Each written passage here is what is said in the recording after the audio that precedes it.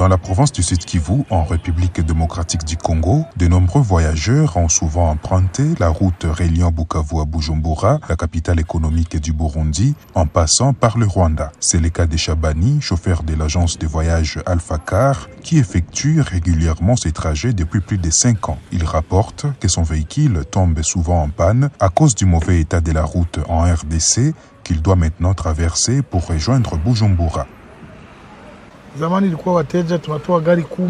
Auparavant, il y avait beaucoup de clients, il y avait 10 à 15 véhicules qui partaient de Bukavu, mais maintenant, à cause de la fermeture de la frontière entre le Rwanda et le Burundi, c'est 3 à 4 véhicules. Ils ont tous peur à cause de l'impraticabilité de la route qu'ils doivent maintenant emprunter. Parfois, nous passons la nuit sur la route sans le vouloir et cela pose vraiment un problème. Les clients ne sont pas vraiment contents et il n'y en a plus beaucoup.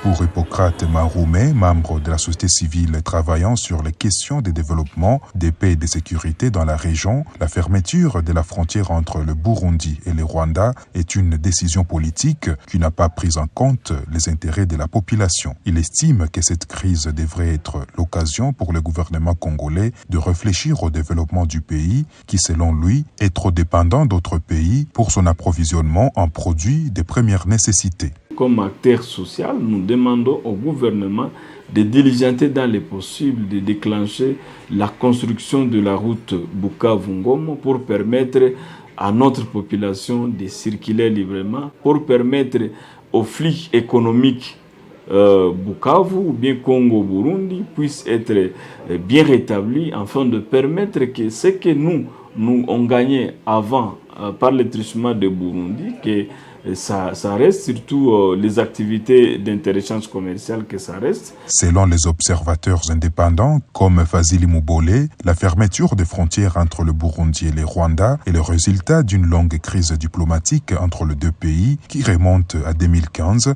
et elle affecte aussi les pays voisins qui n'ont pas développé leur politique d'autosuffisance comme la RDC. Aujourd'hui, la République démocratique du Congo doit comprendre que ce message est un message fort qui rappelle à la République démocratique du Congo que ça doit être un pays dépendant. Un pays qui doit développer le mécanisme d'être dépendant sur le plan économique et sur le plan social. Le gouvernement provincial du Sud-Kivu travaille actuellement à la réhabilitation de la route nationale numéro 15, actuellement utilisée par les Congolais et les Burundais pour les échanges commerciaux entre les deux pays sans passer par le Rwanda. Zalem Netizaidi pour VOA Afrique.